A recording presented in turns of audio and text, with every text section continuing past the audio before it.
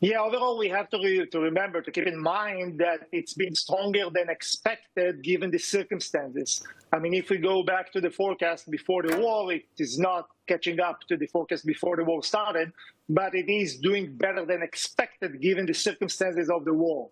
And of course, we have to also pay attention to the military expenditure that has been on the rise and boosted also local demand for goods, and also compensation for reservists and paying for reservists and other things like this.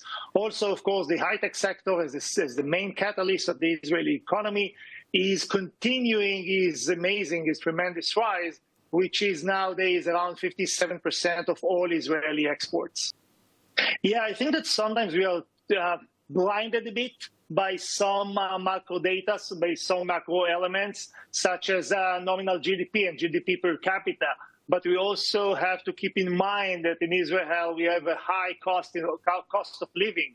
So when you measure not GDP per capita, regular nominal rates, and GDP per capita, PPP, and the power per purchasing of Israelis, it is not, the situation is not as good as it is when you just measure GDP per capita or nominal GDP. Of course, that Israel also suffers from labor disruptions that are associated with the war, supply disruptions, business uncertainty, of course, given 3 years of war. And these things, of course, have some kind of impact on the market as a whole. And overall, we also have to remember that Israel is a country of a population of 10 million people.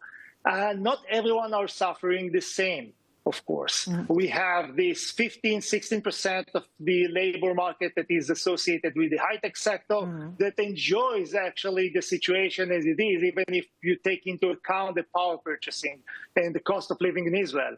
On the other hand, you have people that are suffering much more from the war. I mean, the best indicator for that is the stock market. The stock market is on a rise, but the stock market calculates only the big firms.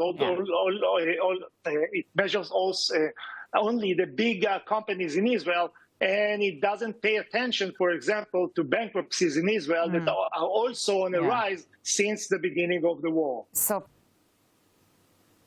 Okay, so we do have still Aliyah to Israel, also given the situation abroad, the rise in anti-Semitism abroad, and everything that relates to it.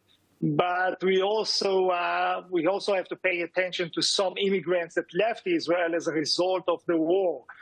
Israel's the greatest thing of all for the Israeli economy is the human capital. And whenever the war continues to its third year, of course, we are losing more of human capital, which is a hassle for the Israeli economy. Aliyah in Israel over the years has been a significant factor for the Israeli economy because unlike other countries around the world, we're not getting labor Aliyah, I mean immigrants, economic immigrants to Israel, only with low skills, but also high-skill immigrants over the years. And it is also shown in recent years. But overall, we have to keep the balance in favor of the Aliyah because unfortunately, in the past 3 years, we are also losing some Israelis that are moving abroad and trying their luck given the war.